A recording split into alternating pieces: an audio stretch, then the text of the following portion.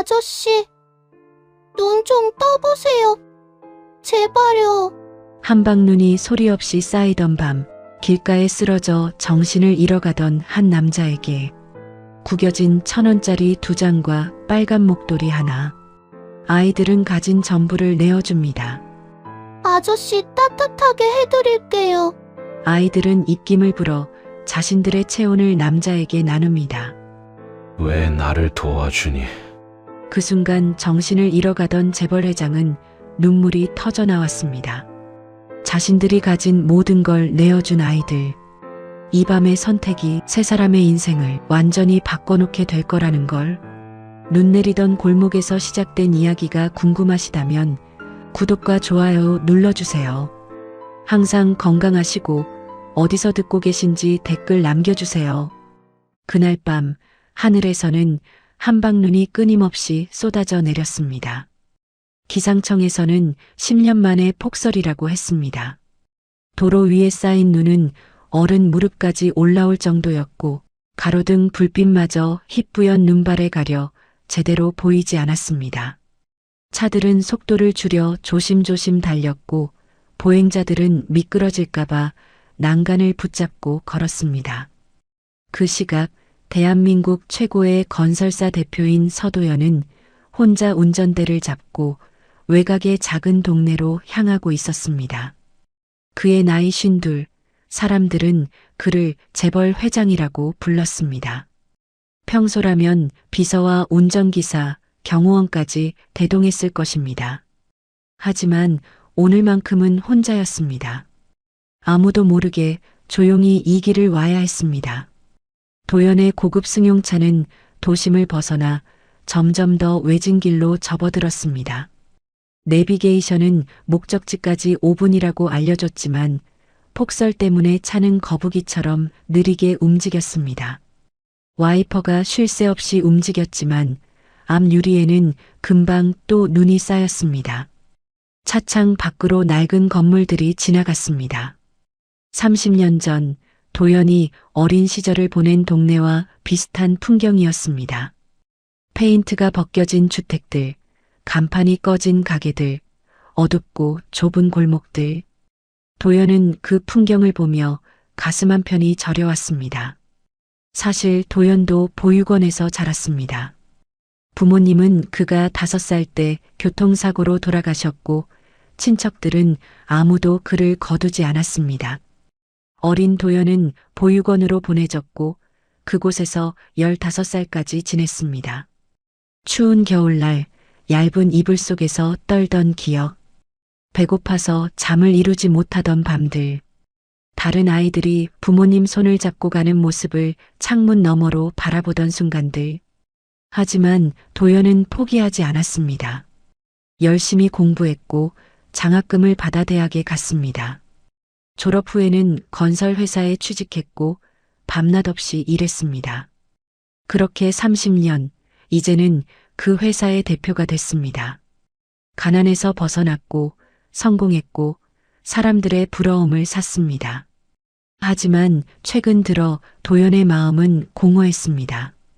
돈도 있고 지위도 있고 명예도 있었지만 뭔가 채워지지 않는 구멍이 있었습니다.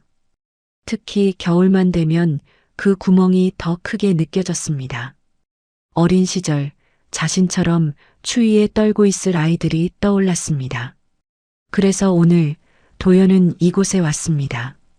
자신이 후원하는 보육원을 직접 확인하러 온 것입니다. 서류상으로는 모든 게 잘 돌아가는 것처럼 보였지만 직접 눈으로 보고 싶었습니다. 아이들이 정말 따뜻하게 지내는지 배고프지는 않은지 확인하고 싶었습니다. 도연은 골목 어귀에 차를 세웠습니다. 앞쪽으로 100m쯤 가면 희망 보육원이라는 간판이 보였습니다. 도연은 잠시 차 안에 앉아 그 건물을 바라봤습니다. 희미한 불빛이 창문에서 새어나왔습니다. 저 안에 몇 명이나 되는 아이들이 있을까요? 그 아이들은 지금 따뜻한 이불 속에 있을까요? 도연은 차에서 내려 잠시 바람을 쐬기로 했습니다. 답답한 마음을 가라앉히고 싶었습니다.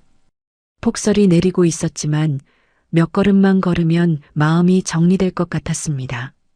그 사이 보육원 뒤편 골목에서는 두 아이가 손수레를 끌고 있었습니다. 여자 쌍둥이였습니다. 9살쯤 되어 보이는 아이들은 낡은 외투를 입고 손수레에 폐지를 가득 싣고 있었습니다. 언니인 윤세봄은 동생 윤아린의 손을 꽉 잡고 걸었습니다. 하린이는 청각장애가 있어서 소리를 듣지 못했기에 언니가 항상 동생의 손을 잡고 다녔습니다. 두 아이의 손은 동상에 걸린 듯 빨갛게 부어 있었습니다. 장갑도 없었고 옷도 얇았습니다. 하지만 아이들의 목에는 빨간 목도리가 둘러져 있었습니다. 작년 겨울 보육원 선생님이 특별히 사준 것이었습니다. 하린이는 그 목도리를 세상에서 가장 소중하게 여겼습니다. 세봄이가 손수레를 멈추고 주변을 살폈습니다.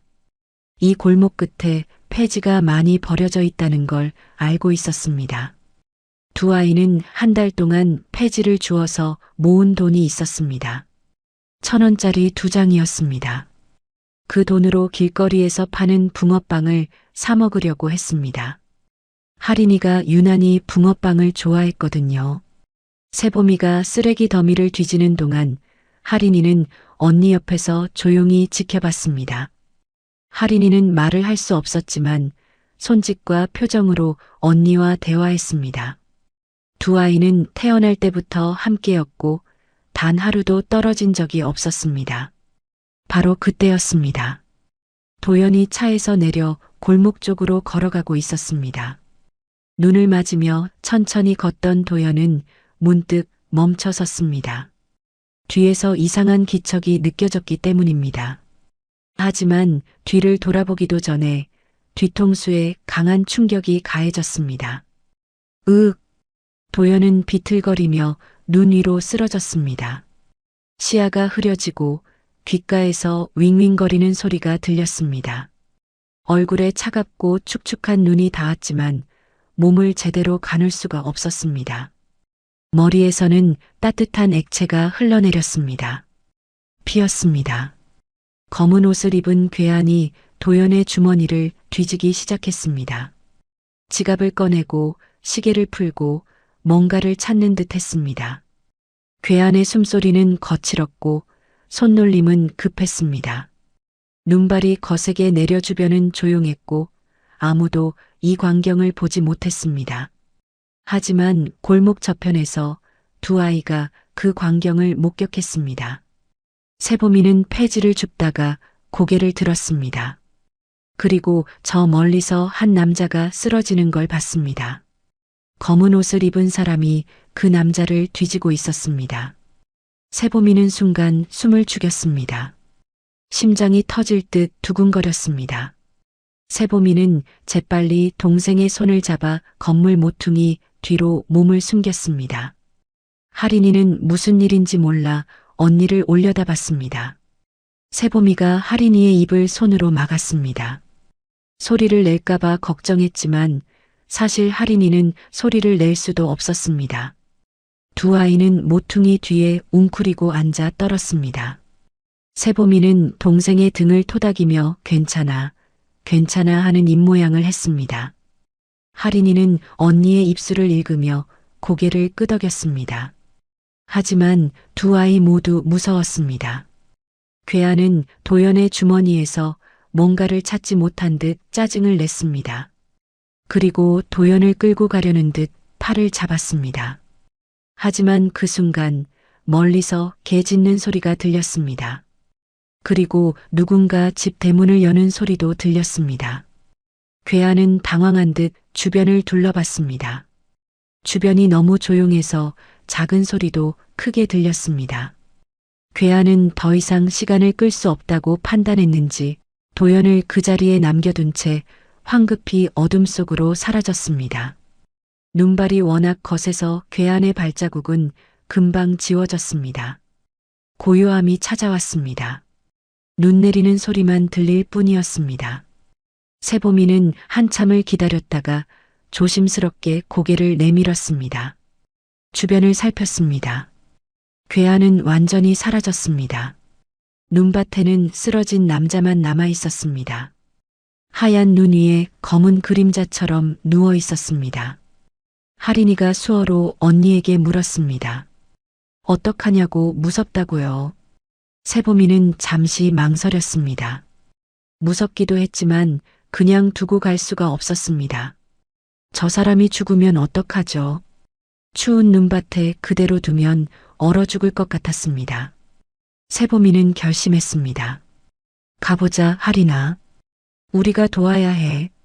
세보미는 동생의 손을 꽉 잡고 천천히 다가갔습니다. 두 아이의 발자국이 눈 위에 작게 찍혔습니다. 눈 속에 쓰러져 있는 남자의 얼굴은 창백했습니다. 입술은 파래지고 있었고 뒤통수에서는 피가 흘러나와 하얀 눈을 붉게 물들이고 있었습니다. 고급스러운 코트를 입고 있었지만 지금은 눈에 젖어 흠뻑 젖어 있었습니다. 손에는 비싼 시계가 채워져 있었지만 괴한이 풀다가 만 듯 반쯤 벗겨져 있었습니다.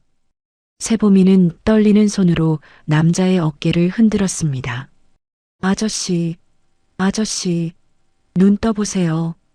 하지만 남자는 미동도 하지 않았습니다. 세보미는 가슴이 철렁 내려앉았습니다. 혹시 죽은 건 아닐까 하는 두려움이 몰려왔습니다.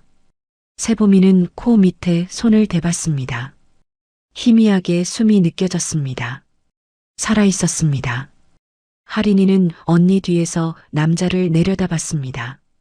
머리에서 흐르는 피를 보고 깜짝 놀랐습니다.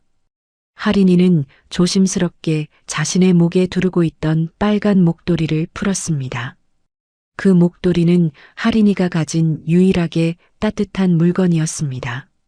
한겨울 내내 목을 감싸주던, 잘 때도 안고 자던 세상에서 가장 소중한 물건이었습니다. 하지만 지금 이 사람에게는 하린이보다 그 목도리가 더 필요해 보였습니다. 그리고 세보미는 주머니를 뒤졌습니다. 그 안에는 1,000원짜리 2장이 들어 있었습니다. 폐지를 주워 모은 돈, 둘이 나눠 먹을 붕어빵을 사려고 아껴뒀던 돈이었습니다. 세보미는 그 돈을 남자의 손에 꼭 쥐어주었습니다. 아저씨, 이거 전부 드릴게요. 눈 좀 떠보세요. 아이의 간절한 목소리가 눈발 속에 흩어졌습니다. 멀리서 사이렌 소리가 들려왔습니다. 누군가 신고를 한 모양이었습니다. 세보미는 화들짝 놀라 하린이의 손을 잡아 끌었습니다. 하린아, 우리 가야 돼. 두 아이는 손수레를 버려둔 채 골목 안쪽으로 뛰어갔습니다. 작은 발자국이 눈 위에 찍혔지만 곧 새로 내리는 눈에 덮여 사라졌습니다. 도연은 희미한 의식 속에서 작은 손의 온기를 느꼈습니다. 그리고 아이의 목소리를 들었습니다. 왜 나를 도와주니? 그는 가까스로 그 한마디를 내뱉고 다시 의식을 잃었습니다. 눈은 계속해서 내렸습니다. 하얀 세상 속에 쓰러진 남자와 떠나간 두 아이. 그리고 눈밭에 남겨진 빨간 목도리만이 바람에 흔들리고 있었습니다. 두 아이는 숨을 헐떡이며 골목 안쪽으로 뛰어갔습니다. 눈발이 얼굴을 때렸지만 멈출 수가 없었습니다. 세보미는 동생의 손을 놓치지 않으려 더욱 꽉 쥐었습니다. 하린이는 언니를 따라 뛰면서도 자꾸만 뒤를 돌아봤습니다. 보육원까지는 채 5분도 걸리지 않는 거리였지만 오늘은 한없이 멀게만 느껴졌습니다. 아이들의 옷은 눈에 젖어 무거워졌고 발은 시려서 감각이 없었습니다. 그래도 두 아이는 멈추지 않았습니다. 보육원 뒷문에 도착했을 때 세보미는 가슴에 손을 얹고 거친 숨을 몰아쉬었습니다. 하린이도 마찬가지였습니다. 언니는 동생의 어깨를 잡고 눈을 마주쳤습니다. 하린아, 아무한테도 말하면 안 돼. 알았지? 하린이는 언니의 입술을 읽으며 고개를 끄덕였습니다. 그리고 자신의 목을 만졌습니다. 목도리가 없었습니다. 순간 하린이의 눈에 눈물이 그렁그렁 맺혔습니다. 세보미는 동생의 마음을 알았습니다. 그 빨간 목도리는 할인이가 세상에서 가장 아끼던 물건이었으니까요. 작년 겨울 보육원 선생님이 할인이에게만 특별히 사주신 거였습니다. 추운 겨울 내내 할인이는 그 목도리를 하고 잤습니다. 빨래할 때도 아까워서 직접 손으로 빨았습니다. 미안해, 할인아. 언니가 나중에 꼭 새 거 사줄게. 세보미가 말했지만 사실 둘 다 알고 있었습니다. 새 목도리를 살 돈 같은 건 없다는 걸요. 할인이는 고개를 저으며 수어로 대답했습니다. 괜찮아, 언니. 아저씨가 더 아팠어. 우리가 잘한 거야. 세보미는 동생을 꼭 안아줬습니다. 눈에 젖은 옷 때문에 더 차가웠지만 서로의 온기만으로도 조금은 따뜻했습니다. 그 시각 눈밭에 쓰러져 있던 도연의 곁으로 구급차가 도착했습니다. 빨간 경광등이 하얀 눈발을 물들이며 회전했습니다. 구급대원들이 황급히 뛰어내려 도연에게 다가갔습니다. 환자 발견. 남성 50대 초반으로 보입니다. 두부 외상, 의식 없음. 구급대원이 무전기에 대고 외쳤습니다. 다른 대원은 도연의 목에 손을 대고 맥박을 확인했습니다. 맥박 약하지만 뛰고 있습니다. 즉시 이송 필요합니다. 구급대원들은 신속하게 들것을 펼치고 도연을 옮겼습니다. 그 과정에서 도연의 손에 쥐어져 있던 무언가가 눈 위로 떨어졌습니다. 1,000원짜리 지폐 2장이었습니다. 구급대원 중 한 명이 그걸 주었습니다. 이게 뭐죠? 1,000원짜리. 일단 환자 소지품으로 보관하세요. 빨리 이송합시다. 구급대원은 젖은 지폐 2장을 비닐봉투에 넣어 챙겼습니다. 도연의 머리에는 빨간 목도리가 감겨 있었습니다. 피에 젖어 더 붉게 물든 그 목도리를 보며 대원이 말했습니다. 이 목도리, 누가 응급처치를 한 건가? 주변에 아무도 없는데요. 일단 그대로 두고 가죠. 병원에서 확인하겠죠. 구급차 문이 닫히고 사이렌을 울리며 병원을 향해 달려갔습니다. 눈 쌓인 도로 위를 구급차의 바퀴 자국만이 길게 이어졌습니다. 그 사이 보육원에서는 점호 시간이 다가오고 있었습니다. 세보미와 할인이는 서둘러 젖은 옷을 벗고 마른 옷으로 갈아입었습니다. 다행히 다른 아이들은 모두 잠들어 있었고 당직 선생님도 사무실에 계셨습니다. 두 아이는 이불 속으로 들어가 몸을 웅크렸습니다. 세보미는 떨리는 손으로 주머니를 더듬었습니다. 텅 비어 있었습니다. 아까 그 1,000원짜리 2장 붕어빵을 사 먹으려고 한 달 동안 모은 돈이 이제 없었습니다. 할인이는 언니의 표정을 보며 눈치를 챘습니다. 수어로 물었습니다. 언니, 돈 다 줬어? 응. 아저씨한테 줬어. 괜찮아, 언니. 다시 모으면 되지. 할인이는 웃으려고 애썼지만 언니는 알고 있었습니다. 동생이 얼마나 붕어빵을 먹고 싶어 했는지를요. 겨울만 되면 길거리에서 풍기는 붕어빵 냄새를 따라가며 침을 꿀꺽 삼키던 모습을요. 할인아, 미안해. 언니가 내년 겨울에는 꼭. 세보미의 말이 끝나기도 전에 할인이가 언니의 손을 꽉 잡았습니다. 그리고 고개를 저었습니다. 괜찮다는 듯이, 언니는 잘못한 게 없다는 듯이요. 그날 밤 두 아이는 서로를 꼭 껴안은 채 잠들었습니다. 꿈속에서도 할인이는 자꾸만 자신의 목을 만졌습니다.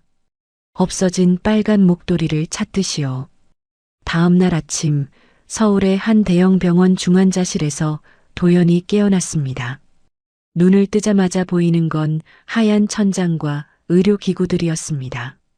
머리가 지끈거렸고 온몸이 욱신거렸습니다. 정신 드셨습니까? 간호사가 다가와 물었습니다. 도연은 천천히 고개를 끄덕였습니다. 간호사는 의사를 호출했고 곧 담당 의사가 들어왔습니다. 서 대표님, 다행히 큰 부상은 없으십니다. 두개골 골절은 없고 뇌출혈도 없습니다. 하지만 일주일 정도는 안정이 필요합니다. 의사의 설명을 들으며 도연은 천천히 기억을 되살렸습니다. 폭설, 괴한의 습격, 그리고 작은 손의 온기, 아이의 목소리, 제 소지품은? 도연이 물었습니다. 간호사가 침대 옆 서랍을 열어 투명한 비닐봉투를 꺼냈습니다. 여기 있습니다. 지갑, 시계, 그리고 이상하게도 1,000원짜리 2장이 손에 쥐어져 있으셨어요. 도연은 그 비닐봉투를 받아들었습니다. 눈에 젖어 구겨진 1,000원짜리 2장. 아이가 쥐어준 그 돈이었습니다. 도연의 가슴이 먹먹해졌습니다. 그리고 이것도요. 머리에 감겨있던 목도리입니다. 응급처치를 해주신 분이 계신 것 같은데 신원은 파악이 안 되고 있습니다. 간호사가 건넨 비닐봉투 안에는 빨간 목도리가 들어 있었습니다. 피에 젖어 얼룩진 그 목도리를 보는 순간 도연의 눈가에 뭔가 뜨거운 것이 맺혔습니다. 아이들. 도연은 작게 중얼거렸습니다. 그 작은 손, 그 떨리는 목소리, 그 따뜻한 마음. 자신을 구해준 건 힘없는 아이들이었습니다. 자신의 전부를 내어준 아이들이었습니다. 아이들을 찾아야 합니다. 도연의 목소리에는 절박함이 묻어났습니다. 창밖으로는 여전히 눈이 내리고 있었습니다. 도연은 빨간 목도리를 손에 쥔 채 창밖을 바라봤습니다. 어디선가 저 눈 내리는 거리 어딘가에 자신을 구해준 아이들이 있을 거라고 믿었습니다. 꼭 찾아야 한다고, 고마움을 전해야 한다고 도연은 다짐했습니다. 하지만 그는 아직 몰랐습니다. 그 아이들을 찾는 일이 얼마나 험난한 길이 될지를요. 도연이 병원에서 깨어난 지 이틀째 되는 날이었습니다. 의사는 일주일 안정을 권했지만 도연은 가만히 누워있을 수가 없었습니다. 머릿속에는 온통 그 아이들 생각뿐이었습니다. 작은 손으로 목도리를 감아주던 아이, 떨리는 목소리로 눈 뜨라고 말하던 아이. 도연은 침대 옆 서랍을 열었습니다. 1,000원짜리 2장이 거기 그대로 있었습니다. 구겨지고 얼룩진 지폐를 손에 쥐자 문득 오래된 기억이 떠올랐습니다. 30년 전 도연도 저 아이들처럼 보육원에서 자랐습니다. 추운 겨울날 굶주린 배를 움켜쥐고 거리를 헤맸던 기억이 났습니다. 누군가가 건넨 따뜻한 빵 한 조각이 얼마나 고마웠는지 그때의 감정이 아직도 생생했습니다. 도연은 작게 중얼거렸습니다. 나도 저 아이들처럼. 그래서 더 찾고 싶었습니다. 자신을 구해준 아이들에게 제대로 된 고마움을 전하고 싶었습니다. 도연은 비서에게 전화를 걸어 희망보육원 연락처를 알아보게 했습니다. 30분 뒤 도연은 희망보육원 원장과 통화를 하게 됐습니다. 수화기 너머로 중년 여성의 목소리가 들렸습니다. 도연은 며칠 전 사고를 당했고 자신을 도와준 아이들을 찾고 있다고 설명했습니다.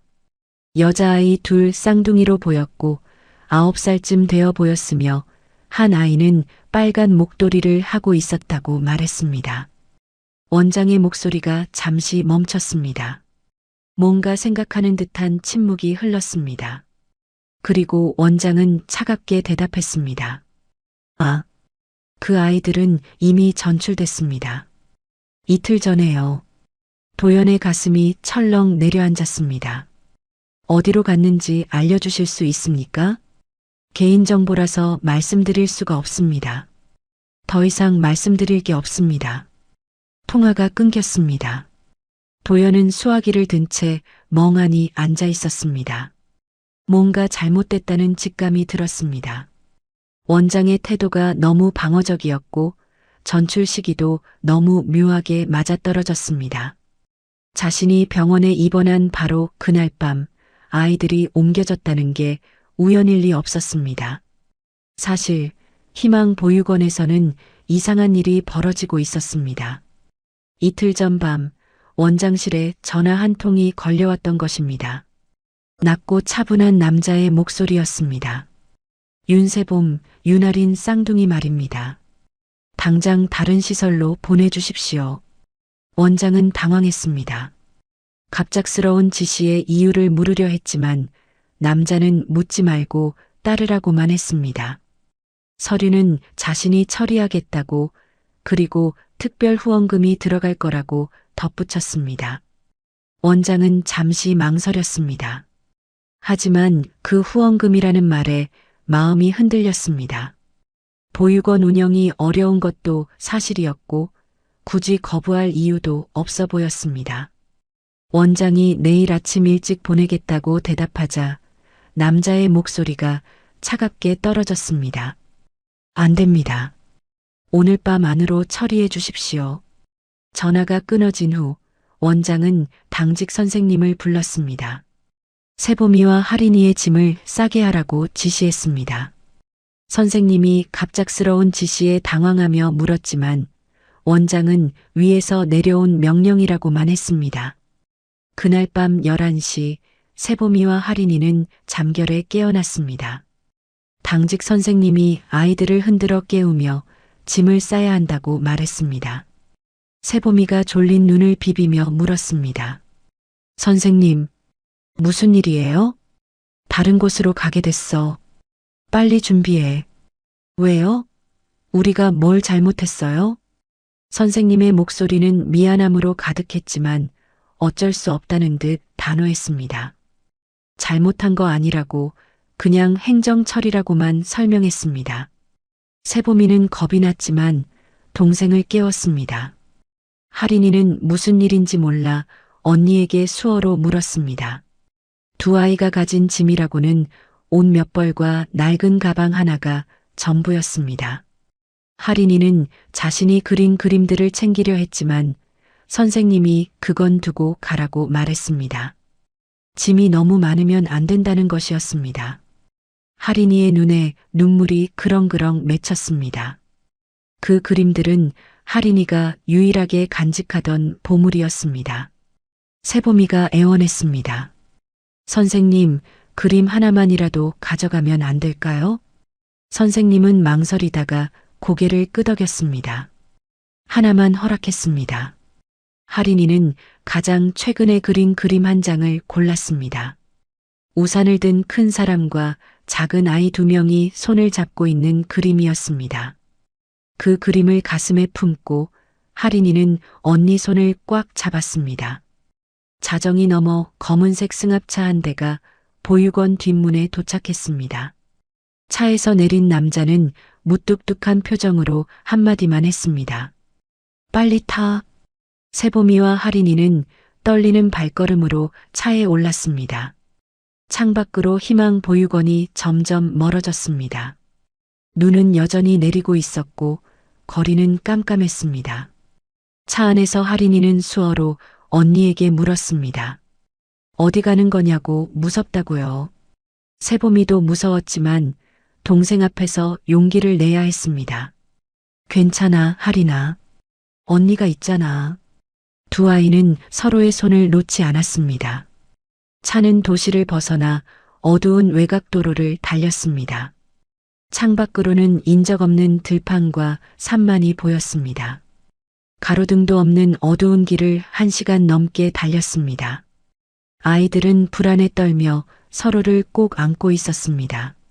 마침내 도착한 곳은 낡고 허름한 건물이었습니다. 간판에는 사랑이 집이라고 쓰여 있었지만 건물은 페인트가 벗겨지고 창문 몇 개는 깨져 있었습니다. 희망 보육원보다 훨씬 더 낡고 음산한 곳이었습니다. 주변에는 집 한 채 보이지 않았고 가까운 마을까지도 한참을 걸어야 할 것 같았습니다. 운전기사는 아이들을 내려주고는 말없이 차를 돌려 떠났습니다. 그 자리에 남겨진 두 아이는 서로를 꼭 껴안은 채 낯선 건물 앞에 섰습니다.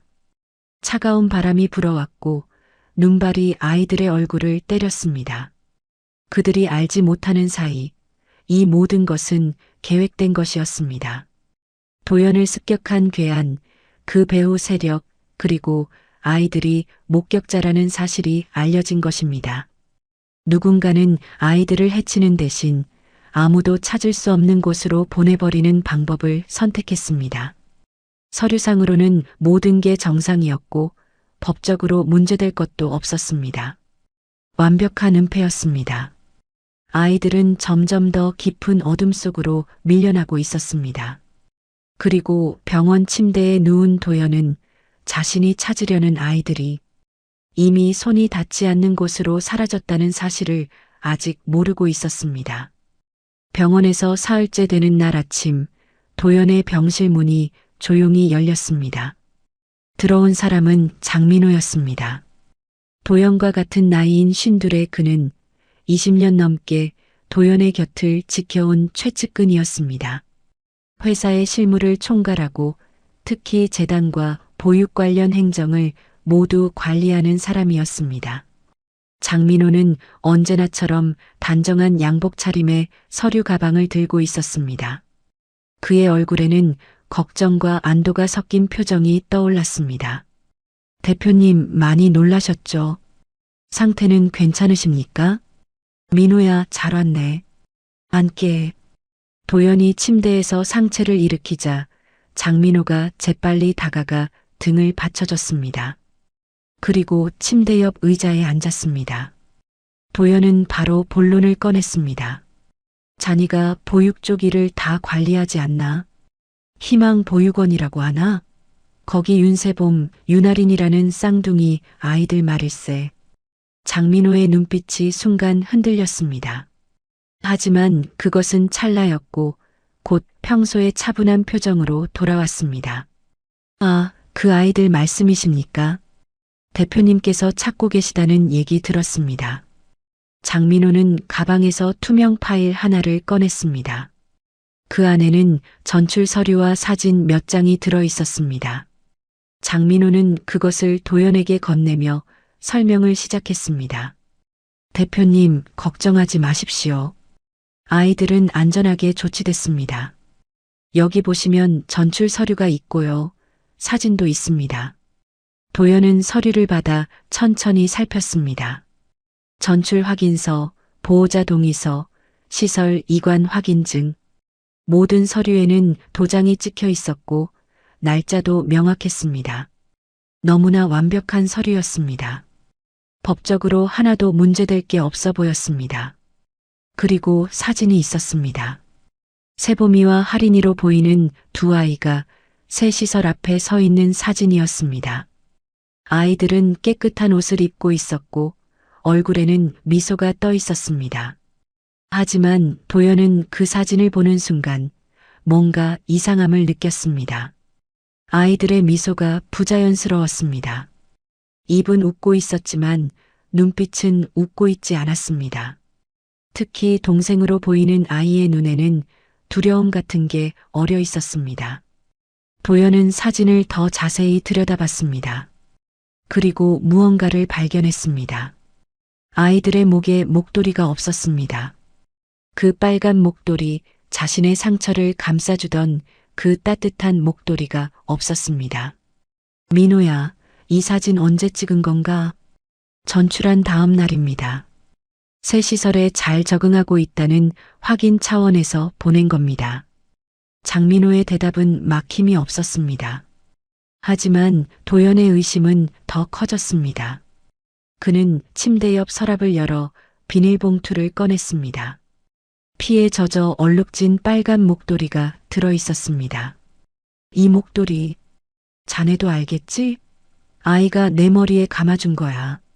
아이가 목에 두르고 있던 걸 벗어서 말이네. 도연이 목도리를 꺼내 보이자 장민호는 잠시 그것을 바라봤습니다. 그리고 고개를 끄덕였습니다. 네, 들었습니다. 그게 응급처치에 쓰인 거라고요. 그런데 이 사진 속 아이는 목도리가 없어. 한겨울인데 말이야. 아이가 가장 소중하게 여기던 물건을 내게 주고도 새 목도리 하나 없이 지내고 있다는 건가? 도연의 목소리에 날이 섰습니다. 장민호는 침착하게 대답했습니다. 아마 새 목도리를 지급받았을 겁니다. 사진 찍을 때 안 하고 있었을 뿐이겠죠. 그게 자연스럽게 보이나? 아이가 자기 목도리를 벗어서 남의 상처를 감아줄 정도면 그 목도리가 얼마나 소중했겠어. 그런 아이가 새 목도리 받았다고 안 하고 있을까? 도연의 질문에 장민호는 잠시 말을 잃었습니다. 그리고 다른 방향으로 화제를 돌렸습니다. 대표님, 중요한 건 아이들이 안전하다는 겁니다. 서류도 완벽하고 시설도 제대로 된 곳입니다. 하지만 도연은 서류를 다시 들여다봤습니다. 전출 날짜는 자신이 병원에 실려온 바로 그날 밤이었습니다. 너무 빠른 처리였습니다. 보통 보육원 전출은 최소 일주일 이상 준비 기간을 거친다는 걸 도연도 알고 있었습니다. 민호야, 이 서류 날짜를 보게 해. 내가 쓰러진 바로 그날 밤이야. 우연치고는 너무 빠르지 않나? 긴급 전출이었습니다. 원래 시설이 정원 초과 상태였고 행정 지시가 내려온 겁니다. 장민호의 설명은 매끄러웠습니다. 하지만 도연은 그의 눈을 똑바로 쳐다봤습니다. 20년을 함께한 사이였습니다. 도연은 장민호가 거짓말할 때의 습관을 알고 있었습니다. 눈을 마주치지 않는다는 걸요. 그리고 지금 장민호는 도연의 눈을 제대로 마주치지 못하고 있었습니다. 서류를 가리키고 창밖을 보고 시계를 보고 자꾸 시선을 다른 곳으로 돌렸습니다. 민호야, 내 눈을 보게 해. 도연의 목소리는 낮았지만 단호했습니다. 장민호는 마지못해 도연의 눈을 마주쳤습니다. 그 순간 도연은 확신했습니다. 뭔가 숨기고 있다는 것을요. 그 목도리 말이야. 어디 있나? 분실물로 처리됐습니다. 병원에 제출된 게 전부입니다. 분실물? 아이의 유일한 겨울 물건을 분실물로 처리했다고? 도연의 목소리가 높아졌습니다. 장민호는 당황한 기색 없이 대답했습니다. 병원 규정이 그렇습니다. 의료 폐기물로 분류돼서요. 자니가 보육 행정을 관리하면서 아이의 물건 하나 찾아주지 못할까? 내가 직접 새 걸 사서라도 전해주고 싶은데. 도연이 말했지만 장민호는 고개를 저었습니다. 지금은 면회가 제한된 상태입니다. 적응 기간이라서요.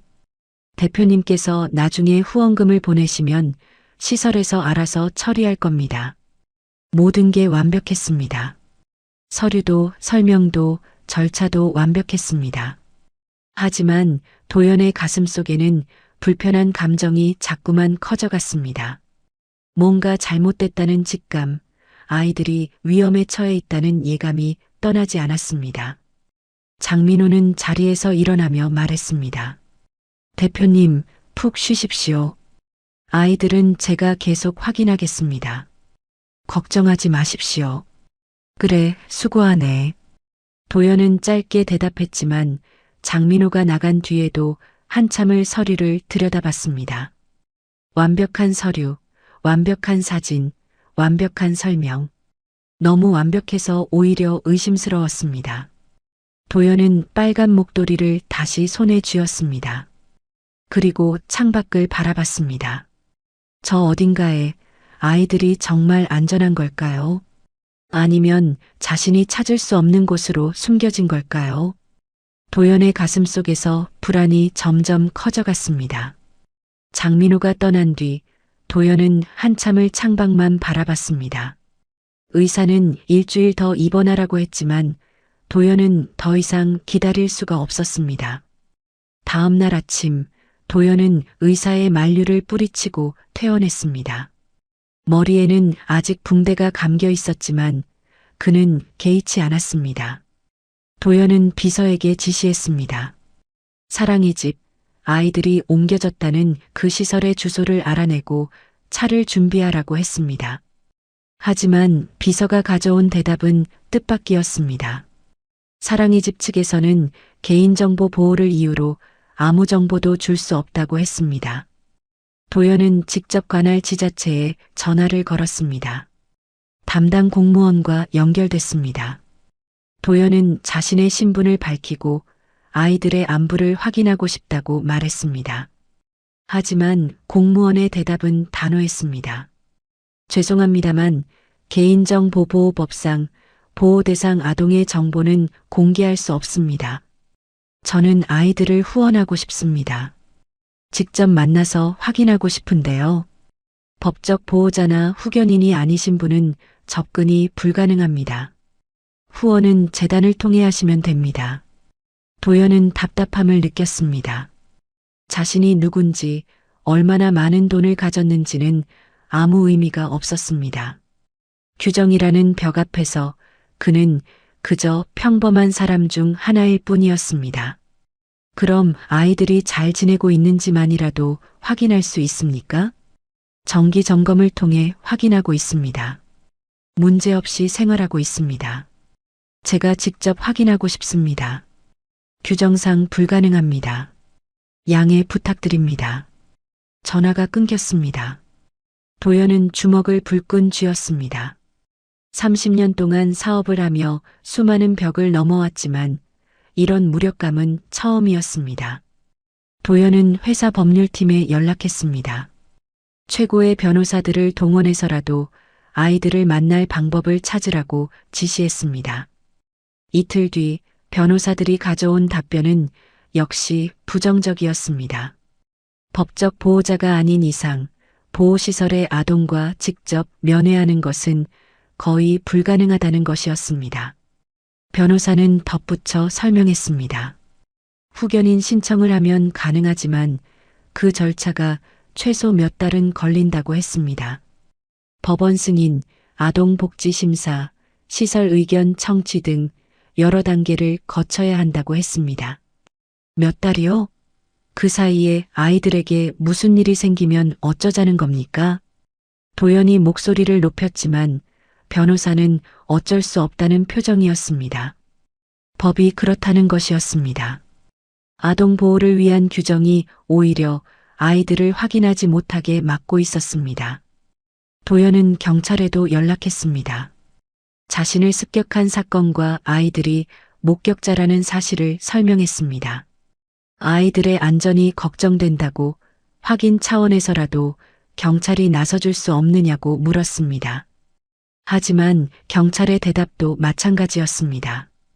구체적인 위협이나 범죄 혐의가 없는 한 보육시설에 개입할 수 없다는 것이었습니다.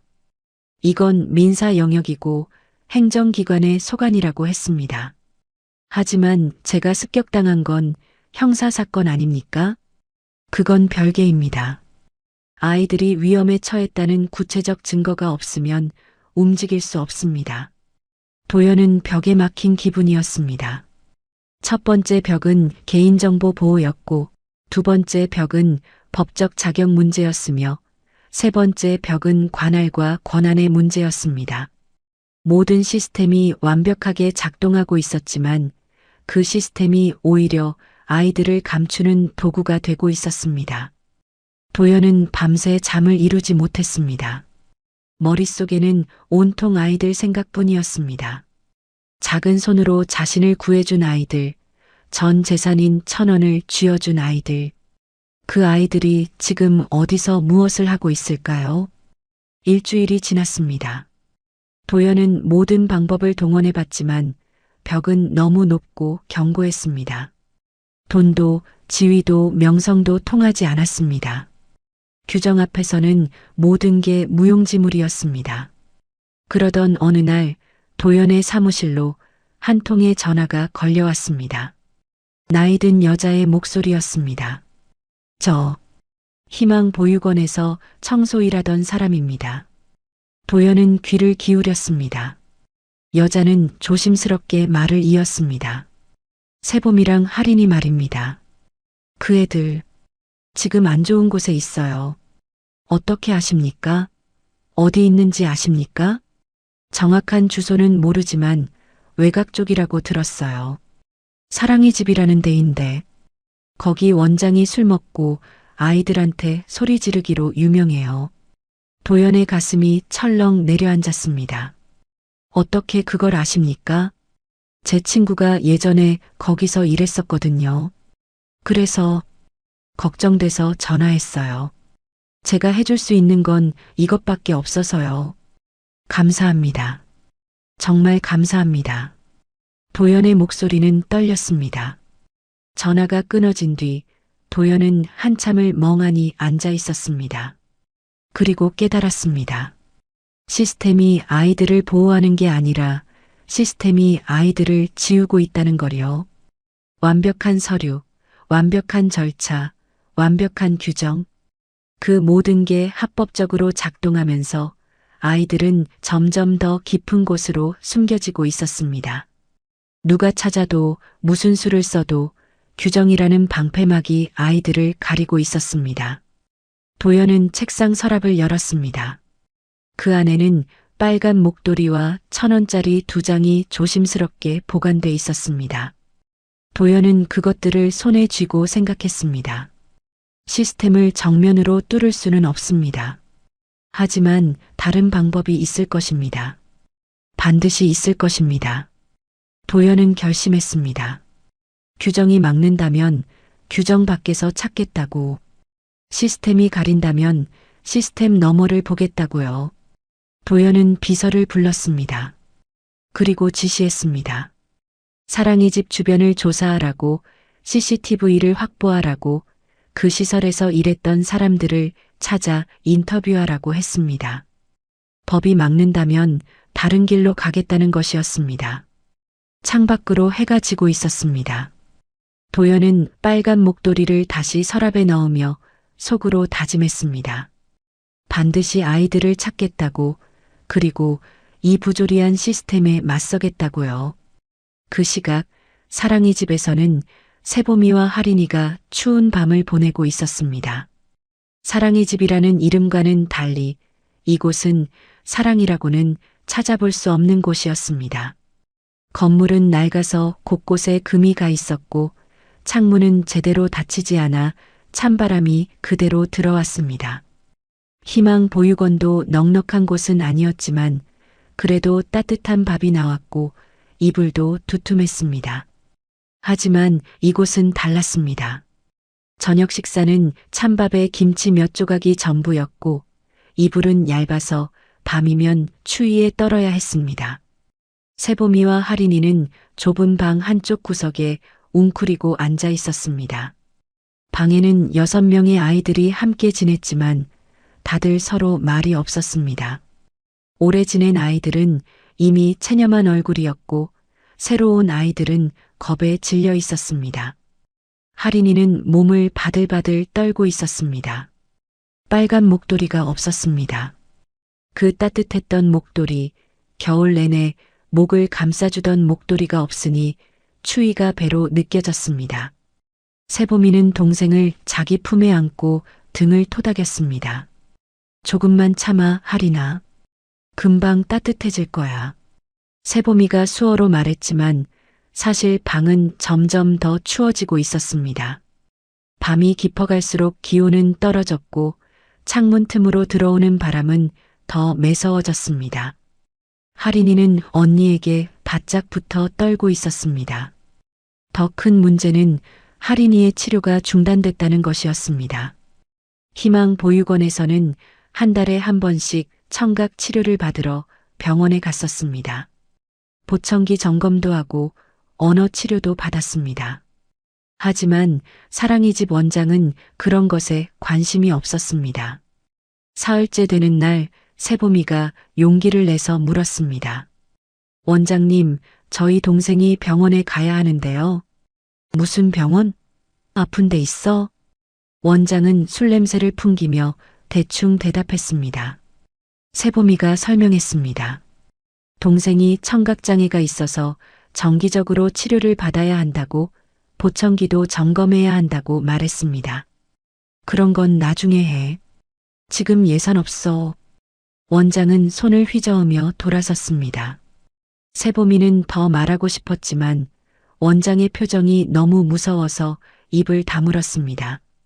하린이는 언니 뒤에서 그 모습을 지켜봤습니다.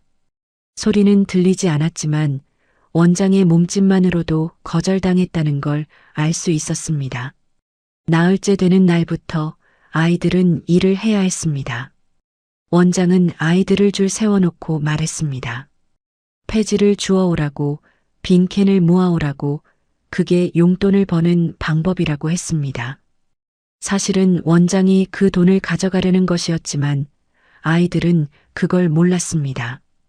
세봄이와 하린이는 다시 손수레를 끌고 거리로 나가야 했습니다. 희망 보육원에 있을 때도 폐지를 주었지만 그때는 아이들끼리 자발적으로 한 것이었습니다. 용돈을 모으려고 붕어빵을 사 먹으려고 했던 것이었습니다. 하지만 지금은 강요였습니다. 안 하면 저녁을 굶어야 했습니다. 추운 겨울바람 속에서 두 아이는 골목을 돌아다녔습니다. 하린이의 손은 꽁꽁 얼어서 빨갛게 부어올랐습니다. 장갑도 없었고 목도리도 없었습니다. 세봄이는 자신의 목도리라도 동생에게 주고 싶었지만 자신도 목도리가 없었습니다. 저녁이 되어 시설로 돌아온 아이들은 손을 녹이려고 찬물에 담갔습니다. 따뜻한 물이 없었기 때문입니다. 하린이의 손가락 끝은 동상에 걸릴 것처럼 하얗게 변해 있었습니다. 밤이 되자 두 아이는 다시 얇은 이불 속에서 서로를 껴안았습니다. 하린이가 수어로 언니에게 물었습니다. 언니, 우리 잘못한 거 맞지? 세봄이는 깜짝 놀라 고개를 저었습니다. 아니야, 하린아. 우리 잘못 없어. 그럼 왜 여기 온 거야? 왜 우리만 이렇게 힘든 거야? 하린이의 손짓이 떨렸습니다. 세봄이는 동생을 더 꽉 안아줬습니다. 대답할 말이 없었습니다. 왜 이렇게 됐는지 언니도 알 수 없었으니까요. 하린아, 언젠가는 누가 우리 데리러 올 거야. 누가? 하린이가 물었습니다. 세봄이는 잠시 생각했습니다. 그리고 수어로 대답했습니다. 그 아저씨, 우리가 도와준 아저씨, 좋은 사람 같았어. 하린이는 고개를 끄덕였습니다. 그날 밤 쓰러져 있던 남자의 얼굴이 희미하게 떠올랐습니다. 하린이는 작은 종이 한 장을 꺼냈습니다. 시설에 올 때 가져온 그림이었습니다. 우산을 든 큰 사람과 작은 아이 두 명이 손을 잡고 있는 그림. 하린이는 그 그림을 보며 눈을 감았습니다. 언젠가 저 그림처럼 누군가 자신들을 지켜줄 거라고 믿고 싶었습니다. 그 사이 도연은 밤낮 없이 움직이고 있었습니다. 비서를 통해 사랑이 집 주변의 CCTV 영상을 확보했습니다. 며칠 전 영상에서 작은 아이 두 명이 손수레를 끌고 다니는 모습이 찍혀 있었습니다. 얼굴은 잘 보이지 않았지만 도연은 직감적으로 알았습니다. 저 아이들이 세봄이와 하린이라는 것을요. 도연은 사랑이 집 근처에서 일하는 사람들을 수소문했습니다. 구멍가게 주인, 청소 노동자, 택배기사. 그들에게서 조금씩 정보를 모았습니다. 그 시설이 얼마나 열악한지, 원장이 얼마나 무관심한지, 아이들이 얼마나 힘들게 지내는지. 한 택배기사는 도연에게 말했습니다. 거기 아이들 참 안쓰러워요. 한겨울인데 제대로 된 옷도 없이 돌아다니더라고요. 도연의 가슴이 먹먹해졌습니다. 그리고 어느 날 결정적인 단서를 발견했습니다. 시설 앞 쓰레기통에서 빨간 목도리 조각이 발견된 것입니다. 청소 노동자가 그것을 주워 도연에게 전해줬습니다. 도연은 그 실 조각을 병원에서 보관하던 빨간 목도리와 비교했습니다. 같은 색이었고 같은 재질이었습니다. 목도리가 헤어져서 떨어진 실이 분명했습니다. 찾았다. 도연은 작게 중얼거렸습니다. 아이들이 거기 있다는 확신이 들었습니다. 이제 직접 가서 확인해야 했습니다. 규정이 막든 시스템이 가로막든 이제는 직접 눈으로 봐야 했습니다. 도연은 비서에게 지시했습니다. 내일 아침 일찍 사랑이 집으로 향할 준비를 하라고 말했습니다. 그리고 책상 서랍에서 1,000원짜리 2장을 꺼내 지갑에 넣었습니다. 아이들에게 돌려줄 차례였습니다. 창밖으로 별이 빛나고 있었습니다. 같은 하늘 아래 두 아이도 그 별을 보고 있을까요? 도연은 기도하는 마음으로 하늘을 올려다봤습니다. 다음 날 아침 일찍 도연은 차에 올랐습니다. 비서가 운전대를 잡고 도연은 뒷좌석에 앉았습니다. 가슴 주머니에는 1,000원짜리 2장이 조심스럽게 접혀 들어 있었고 서류 가방 안에는 빨간 목도리가 깨끗이 세탁되어 담겨 있었습니다. 차는 도심을 벗어나 외곽으로 향했습니다. 1시간 넘게 달려 도착한 곳은 인적이 드문 시골 마을이었습니다. 길 양옆으로는 논밭만 펼쳐져 있었고 가끔 낡은 집 한두 채가 보일 뿐이었습니다. 사랑이 집은 마을 끝자락에 있었습니다. 건물을 보는 순간 도연의 표정이 굳었습니다. 페인트는 벗겨져 있었고 담벼락은 곳곳이 무너져 있었습니다. 창문 몇 개는 깨진 채 비닐로 막혀 있었습니다. 이런 곳에 아이들이 살고 있다니 도연의 가슴이 답답했습니다. 차에서 내린 도연은 정문으로 걸어갔습니다. 대문은 녹이 슬어 삐걱거렸습니다. 초인종을 눌렀지만 소리가 나지 않았습니다. 도연은 문을 두드렸습니다. 한참 뒤에 중년 남자가 문을 열었습니다. 술 냄새가 났고 옷은 구겨져 있었습니다. 원장이었습니다. 누구십니까? 안녕하십니까? 서도연이라고 합니다. 여기 있는 아이들을 만나러 왔습니다. 원장의 얼굴에 경계심이 떠올랐습니다. 무슨 일로요? 약속 있으셨나요? 윤세봄, 윤아린 쌍둥이를 만나고 싶습니다. 원장은 도연을 위아래로 훑어봤습니다. 고급 양복에 비싼 시계, 뒤에 서 있는 고급 승용차. 원장은 뭔가 눈치를 챈 듯 태도를 바꿨습니다. 아, 후원자이십니까? 들어오시죠. 도연은 원장을 따라 건물 안으로 들어갔습니다. 복도는 좁고 어두웠습니다. 벽에는 곰팡이가 피어 있었고 천장에서는 물이 새는 흔적이 보였습니다. 도연은 주먹을 꽉 쥐었습니다. 이런 곳에서 아이들이 지냈다니. 원장이 한 방문을 열었습니다. 애들아, 손님 오셨다. 방 안에는 6명의 아이들이 웅크리고 앉아 있었습니다. 모두 낡은 옷을 입고 있었고 얼굴은 창백했습니다. 그 중에서 도연의 눈에 두 아이가 들어왔습니다. 구석에 서로 꼭 붙어 앉아 있는 쌍둥이 아이들. 도연이 방으로 들어서자 아이들은 움찔했습니다. 세봄이는 본능적으로 동생을 자기 뒤로 숨겼습니다. 낯선 어른들이 오면 늘 좋은 일이 아니었기 때문입니다. 도연은 천천히 아이들에게 다가갔습니다. 그리고 조심스럽게 무릎을 꿇어 아이들과 눈높이를 맞췄습니다. 세봄이와 하린이를 가까이서 본 순간 도연의 눈가가 뜨거워졌습니다. 아이들의 손은 동상에 걸린 듯 빨갛게 부어 있었습니다. 옷은 얇았고 목에는 아무것도 두르지 않았습니다. 무엇보다 아이들의 눈빛이 도연의 가슴을 아프게 했습니다. 두려움과 체념이 섞인 눈빛이었습니다.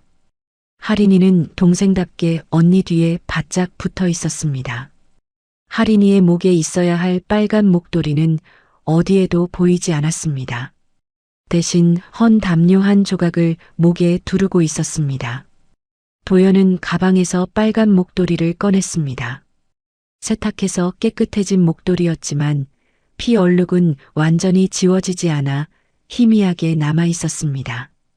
도연이 그것을 아이들에게 보이자 하린이의 눈이 커졌습니다. 하린이는 수어로 언니에게 물었습니다. 세봄이도 그 목도리를 알아봤습니다. 그날 밤 동생이 벗어서 쓰러진 남자에게 감아준 그 목도리였습니다. 도연은 조용히 말했습니다. 너희가 나를 구해줬지? 세봄이는 대답하지 못했습니다. 무슨 말을 해야 할지 몰랐습니다. 도연은 가슴 주머니에서 1,000원짜리 2장을 꺼냈습니다. 구겨지고 얼룩진 하지만 아이들에게는 전 재산이었던 그 돈. 이거 너희가 준 거지? 도연의 손이 떨렸습니다. 세봄이는 그 1,000원짜리를 보는 순간 눈물이 주르르 흘러내렸습니다. 할인이도 언니 옆에서 눈물을 흘렸습니다. 그 돈, 붕어빵을 사 먹으려고 한 달 동안 모은 그 돈이었습니다. 도연은 1,000원짜리 2장을 아이들 손에 쥐어줬습니다. 고맙다. 정말 고마워. 아저씨가 너무 늦었구나. 도연의 목소리도 떨렸습니다. 그는 할인이에게 빨간 목도리를 건넸습니다. 할인이는 떨리는 손으로 목도리를 받았습니다. 그리고 그것을 얼굴에 비비며 눈물을 흘렸습니다. 몇 주 만에 다시 만난 자신의 보물이었습니다. 세봄이가 작게 물었습니다. 아저씨, 괜찮으세요? 응, 괜찮아. 너희 덕분에 살았어. 이제 안전해. 내가 책임질게. 도연이 말했습니다. 세봄이와 할인이는 서로를 꼭 안았습니다. 그리고 도연도 바라봤습니다. 처음으로 자신들을 지켜줄 어른을 만난 것 같았습니다. 도연은 두 아이의 등을 토닥이며 속으로 다짐했습니다. 이제 절대 이 아이들을 놓치지 않겠다고, 끝까지 책임지겠다고요. 하지만 그때 복도 저편에서 원장이 누군가와 통화하는 소리가 들렸습니다. 목소리를 낮추고 있었지만 긴박한 기색이 역력했습니다. 네, 지금 여기 오셨습니다. 서도연이라는 분이. 네, 알겠습니다. 바로 연락드리겠습니다. 원장은 전화를 끊고 방으로 돌아왔습니다. 얼굴에는 어색한 미소가 떠올라 있었습니다. 대표님, 아이들 잘 보셨죠? 우리가 최선을 다해 돌보고 있습니다. 도연은 원장을 똑바로 쳐다봤습니다. 원장의 말과 아이들의 모습이 너무 달랐습니다. 도연은 알았습니다. 뭔가 더 큰 일이 벌어지고 있다는 것을요. 원장님, 이 아이들을 제가 데려가겠습니다. 네, 그건 법적 절차가 필요합니다. 후견인 신청을 하셔야. 지금 바로 시작하겠습니다. 변호사를 부르겠습니다. 도연의 목소리는 단호했습니다. 하지만 원장의 표정에는 뭔가 꿍꿍이가 있어 보였습니다. 도연은 불안했지만 아이들을 보며 다시 한번 다짐했습니다. 이제 시작이었습니다. 아이들을 찾은 것으로 끝이 아니라 이제부터가 진짜 싸움이라는 것을 도연은 아직 몰랐습니다. 도연은 사랑이 집을 나와 차에 올랐습니다. 비서에게 즉시 법무팀에 연락하라고 지시했습니다. 후견인 신청 절차를 최대한 빨리 진행하라고, 필요한 서류를 모두 준비하라고 말했습니다. 도연의 목소리에는 절박함이 묻어났습니다. 하지만 법적 절차는 생각보다 복잡했습니다. 후견인 신청서 작성, 법원 제출, 아동복지심사, 시설 측 의견 청취. 변호사는 최소 한 달은 걸린다고 했습니다. 아무리 빨라도 2주는 필요하다고 덧붙였습니다. 한 달이요? 그 사이에 아이들은 어떡합니까? 도연이 물었지만 변호사도 어쩔 수 없다는 표정이었습니다. 법이 정한 절차였기 때문입니다. 도연은 답답했지만 일단 서류 작성부터 시작하기로 했습니다. 그 사이 서울의 한 고급 사무실에서는 장민호가 전화를 받고 있었습니다. 사랑이 집 원장으로부터 온 연락이었습니다. 서도연이 직접 찾아와 아이들을 만났고 데려가겠다고 선언했다는 내용이었습니다. 장민호는 전화를 끊고 책상에 기댄 채 생각에 잠겼습니다. 예상했던 일이었습니다. 도연은 집요한 사람이었고 한번 마음먹으면 끝까지 가는 성격이었습니다. 하지만 법적 절차에는 시간이 걸립니다. 그 시간이 장민호에게는 기회였습니다. 장민호는 서랍에서 서류 몇 장을 꺼냈습니다. 윤세봄, 윤아린 쌍둥이의 기록이었습니다. 그는 서류를 꼼꼼히 살펴보며 계산했습니다. 어떻게 하면 합법적으로 완벽하게 아이들을 도연으로부터 멀리 보낼 수 있을까? 장민호는 보육행정 담당자에게 전화를 걸었습니다. 그의 목소리는 차분하고 사무적이었습니다. 윤세보 아동건입니다. 입양 적합 판정을 진행해 주시겠습니까? 전화 너머에서 담당자가 의아해하며 물었습니다. 갑작스러운 요청이었기 때문입니다. 장민호는 매끄럽게 설명했습니다. 세보미는 건강하고 밝은 성격이며 적응력이 좋아 입양에 적합하다고 했습니다.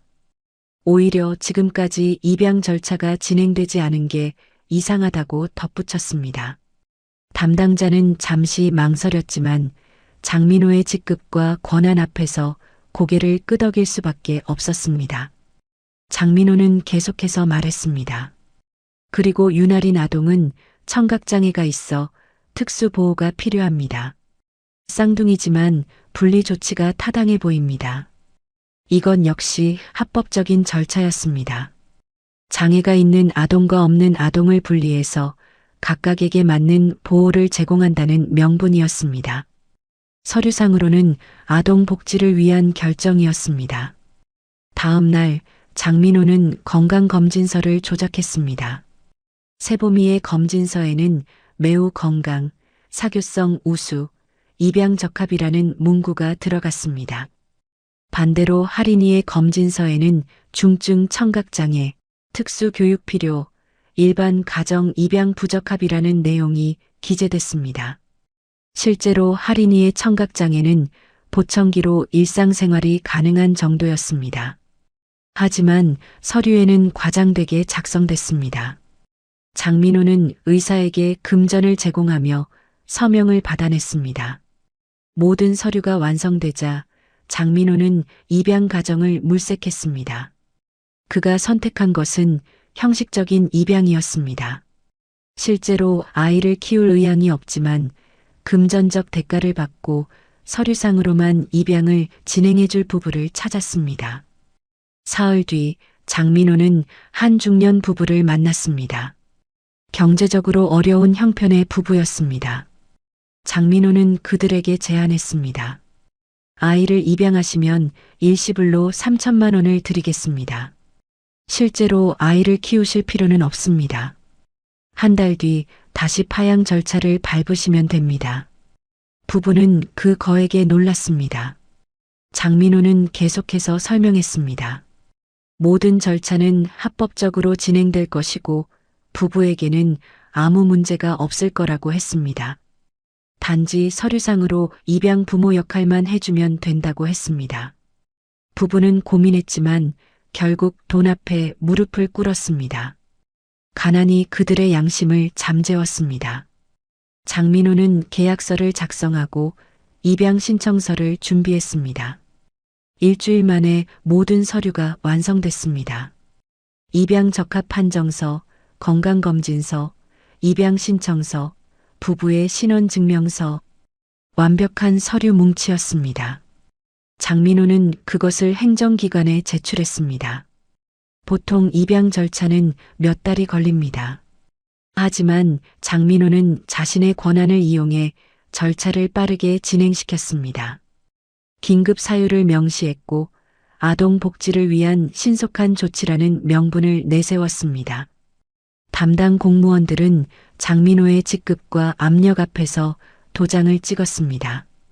질문하고 싶었지만 질문할 수 없는 분위기였습니다. 모든 서류가 완벽했고 절차도 합법적이었기 때문입니다. 열흘 뒤 입양 승인이 떨어졌습니다. 윤세봄 아동의 입양이 정식으로 승인됐고 입양 가정으로의 인계 날짜가 정해졌습니다. 윤아린 아동은 장애 아동 전문 시설로 이관된다는 결정도 함께 내려졌습니다. 장민호는 서류를 보며 만족스러운 표정을 지었습니다. 완벽했습니다. 법적으로 하나도 문제될 게 없었습니다. 도연이 후견인 신청을 하더라도 이미 입양이 완료된 아동은 대상이 될 수 없었습니다. 장민호는 원장에게 전화를 걸었습니다. 3일 뒤 오전 10시에 차량이 갑니다. 윤세보 아동을 준비시켜 주십시오. 네, 알겠습니다. 그런데 아이들이 떨어지는 걸 싫어하는데 그건 상관없습니다. 행정명령입니다. 장민호는 차갑게 말하고 전화를 끊었습니다. 그에게 아이들의 감정은 중요하지 않았습니다. 중요한 건 서류였고 절차였고 합법성이었습니다. 그 사이 도연은 법적 서류를 준비하느라 정신없었습니다. 후견인 신청서를 작성하고 재산 증명을 준비하고 양육계획서를 쓰고 있었습니다. 변호사는 일주일 안에 법원에 제출할 수 있을 거라고 했습니다. 하지만 도연은 알지 못했습니다. 이미 다른 서류가 먼저 처리되고 있다는 것을요. 자신이 아이들을 구하기 위해 애쓰는 사이 아이들은 서류 한 장으로 생이별의 길로 들어서고 있다는 것을 말입니다. 시계는 째깍째깍 흘러가고 있었습니다. 3일 뒤면 모든 게 끝날 예정이었습니다. 3일째 되는 날 아침이었습니다. 사랑의 집에는 평소와 다른 긴장감이 흐르고 있었습니다. 원장이 일찍부터 분주하게 움직였고 직원들도 뭔가 준비하는 기색이 역력했습니다. 세봄이와 하린이는 그 분위기를 감지했습니다. 뭔가 이상했습니다.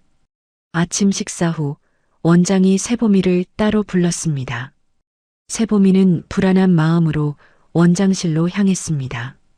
하린이가 따라가려 했지만 직원이 막아섰습니다. 원장실에서 원장은 세봄이에게 말했습니다.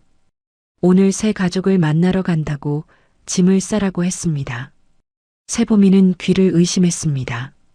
네, 무슨 말씀이세요? 입양이 결정됐어. 좋은 가정으로 가는 거야. 하지만 동생은요? 하린이도 같이 가요? 원장은 고개를 저었습니다. 차갑게 말했습니다. 동생은 여기 남아. 동생은 장애가 있어서 따로 보호받아야 해. 세봄이의 머릿속이 하얘졌습니다. 동생과 떨어진다고요? 태어나서 단 하루도 떨어져 본 적 없는 동생과요? 안 돼요. 저희 떨어질 수 없어요. 하린이랑 같이 가야 해요. 세봄이가 소리쳤지만 원장은 손을 저으며 말했습니다.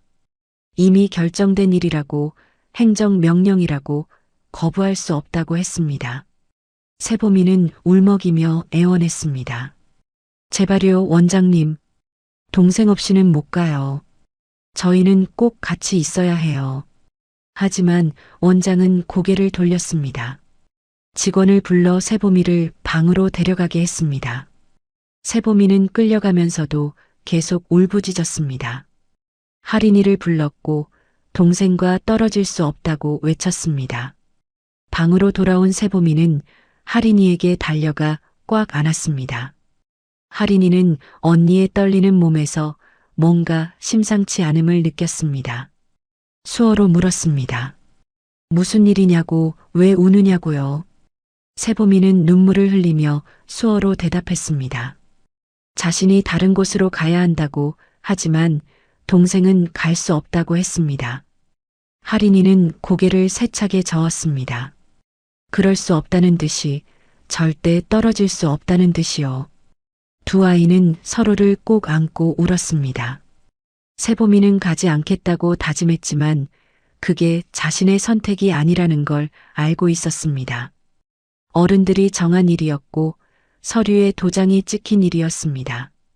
오전 10시 검은색 승합차 한 대가 사랑의 집 앞에 도착했습니다. 차에서 중년 부부가 내렸습니다. 입양 부모였습니다. 하지만 그들의 얼굴에는 기쁨보다 불편함이 어려 있었습니다. 마치 일을 하러 온 사람들 같았습니다. 원장이 나와 부부를 맞이했습니다. 그리고 직원에게 신호를 보냈습니다. 세봄이를 데려오라는 신호였습니다. 직원이 방으로 들어왔습니다. 세봄이를 보며 일어나라고 말했습니다.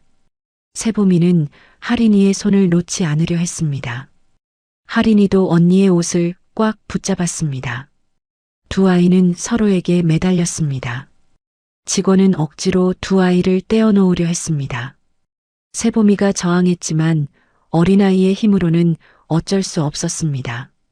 결국 세봄이는 직원에게 이끌려 방 밖으로 나갔습니다.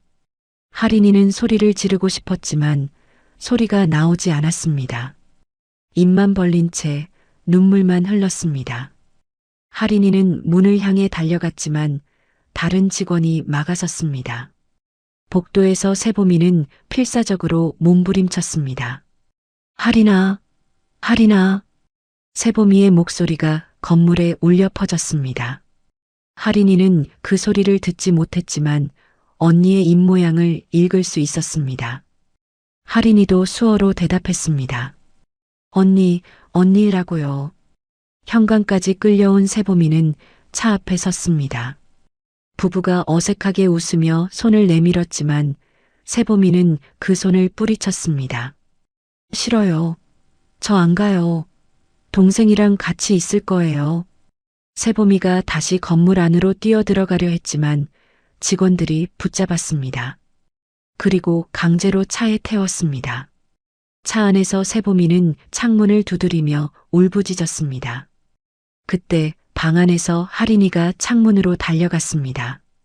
창문 너머로 언니가 보였습니다. 차 안에서 울고 있는 언니의 모습이요. 할인이는 창문을 두드리며 손짓했습니다. 가지마, 언니라고요. 세봄이도 차 안에서 동생을 봤습니다. 창문에 매달려 우는 동생의 모습을요. 세봄이는 목에 두르고 있던 빨간 목도리를 풀었습니다. 도연이 돌려준 그 목도리, 할인이의 목도리였습니다. 세봄이는 차 창문을 조금 열고 목도리를 밖으로 던졌습니다. 목도리는 바람에 날려 눈밭에 떨어졌습니다. 세봄이가 입모양으로 말했습니다. 할인아, 목도리 꼭 가지고 있어. 언니가 꼭 돌아올게. 차가 출발했습니다. 세봄이는 뒤를 돌아보며 계속 울었습니다. 할인이는 창문에 매달려 손을 흔들었습니다. 차는 점점 멀어져 갔고 마침내 보이지 않게 됐습니다. 할인이는 그 자리에 주저앉아 울었습니다. 소리 없는 울음이었지만 온몸이 떨렸습니다. 다른 아이들도 울고 있었지만 아무도 할인이를 위로하지 못했습니다. 1시간쯤 지났을까요?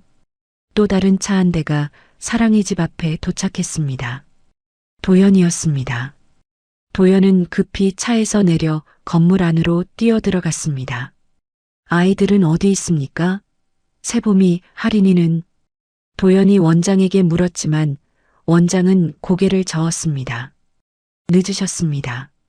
한 아이는 입양됐고 한 아이는 방에 있습니다. 뭐라고요?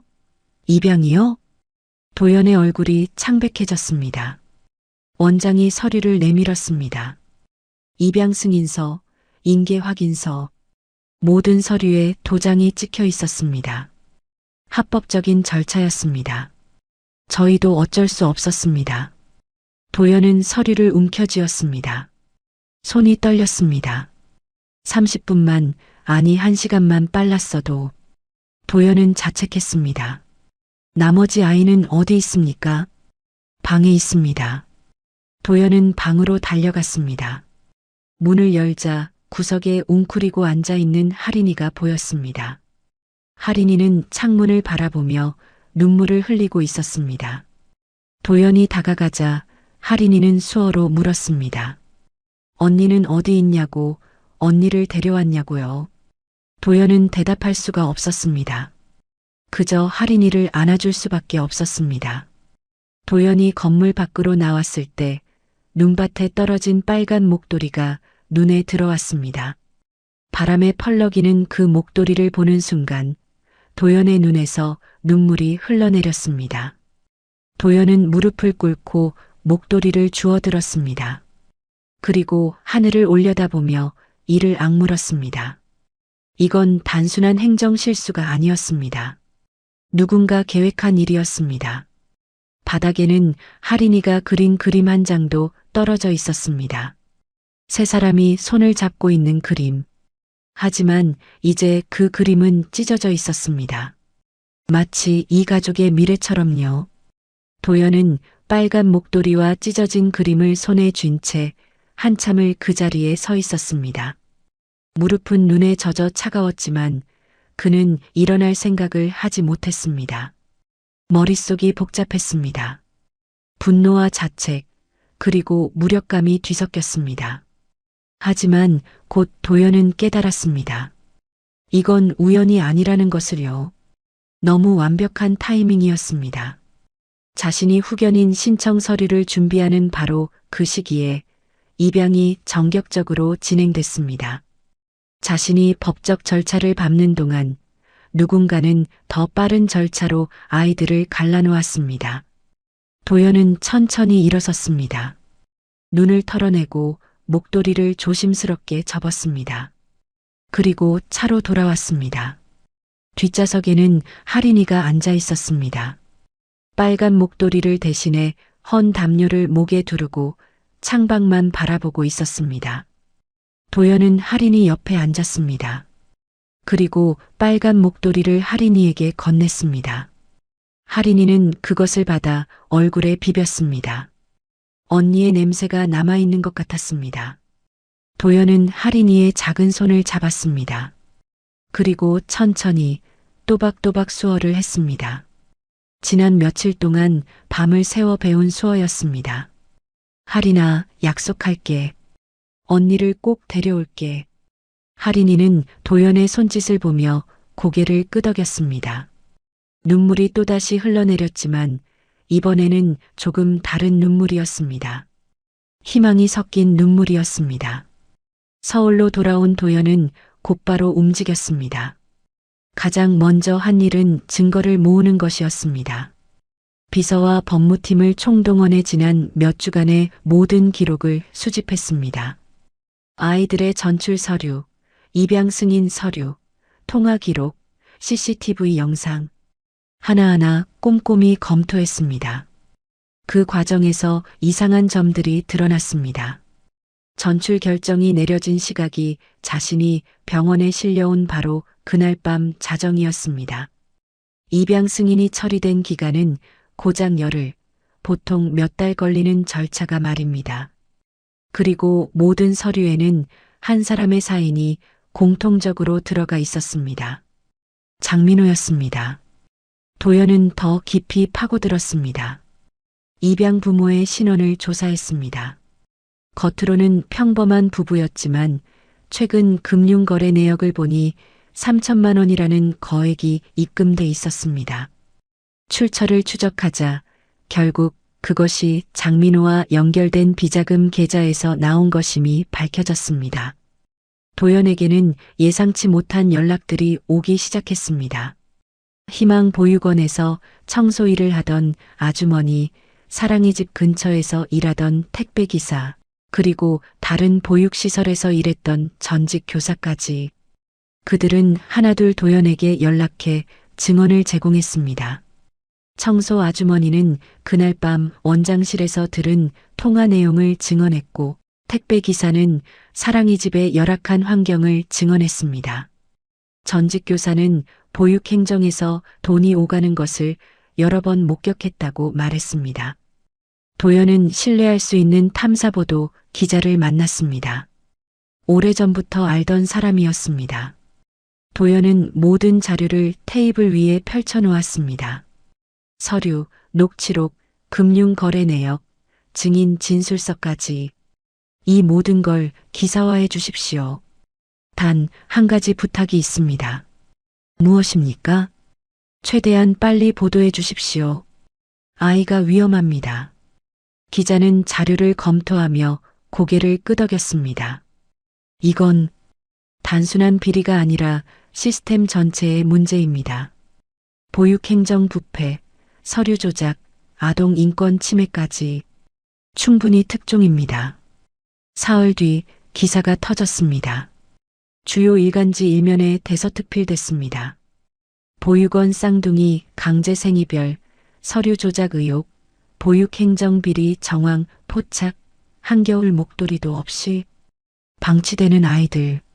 기사에는 도연의 이름 대신 한 기업인으로만 표기됐지만 내용은 구체적이고 충격적이었습니다. 기사가 나가자마자 여론이 들끓었습니다. SNS에는 분노한 사람들의 댓글이 쏟아졌습니다. 방송사들도 후속 보도에 나섰습니다. 저녁 뉴스 메인으로 다뤄졌고 토론 프로그램에서도 다뤄졌습니다. 아동보호단체들이 성명을 발표했고 국회의원들이 국정감사를 요구했습니다. 여론의 압박이 거세지자 행정당국이 움직이기 시작했습니다. 보건복지부에서 특별조사팀이 꾸려졌고 검찰도 수사에 착수했습니다.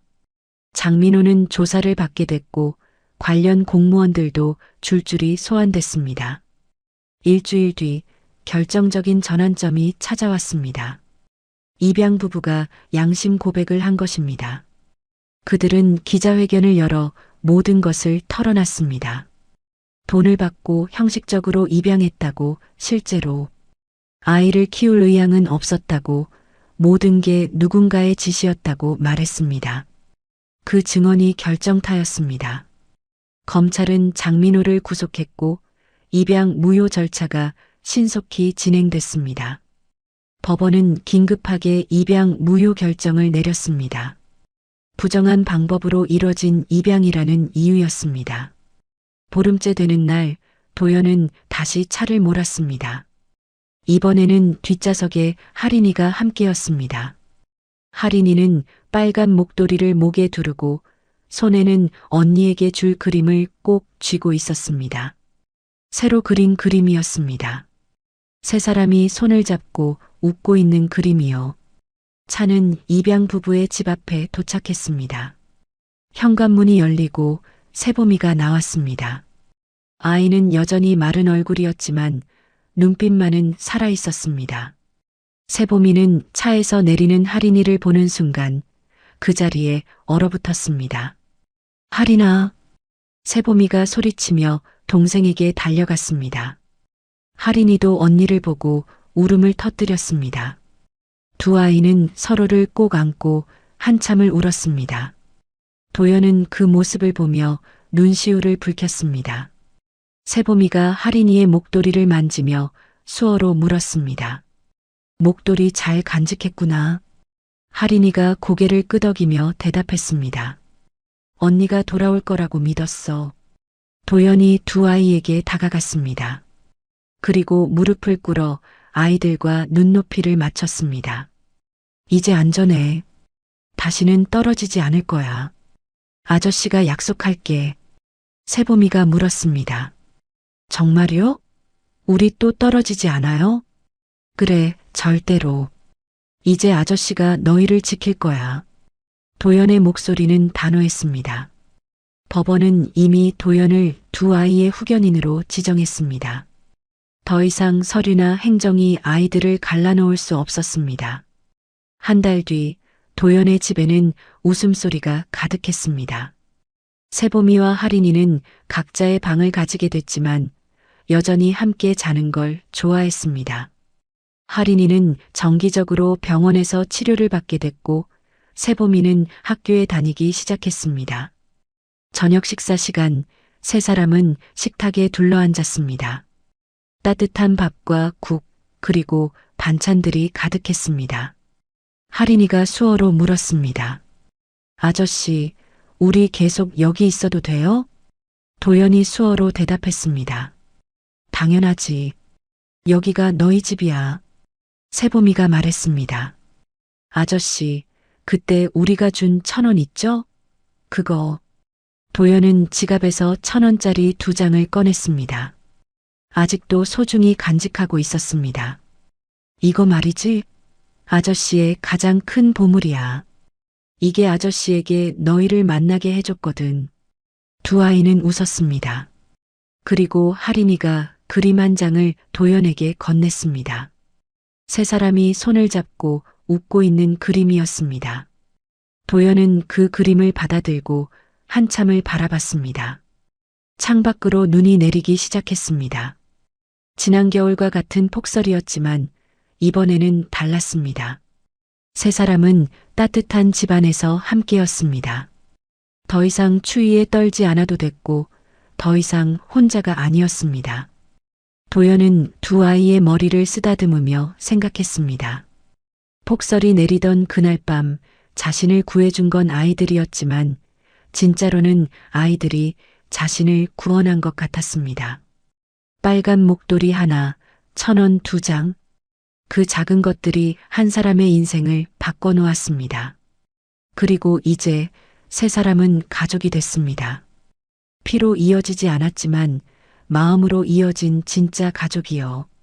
빨간 목도리는 거실벽에 액자로 걸렸고 1,000원짜리 2장은 도연의 책상 서랍에 소중히 보관됐습니다. 그리고 할인이가 그린 그림은 세 사람의 침실벽마다 하나씩 걸렸습니다. 밤하늘에 별이 빛나고 있었습니다. 같은 별빛 아래 세 사람은 이제 함께였습니다.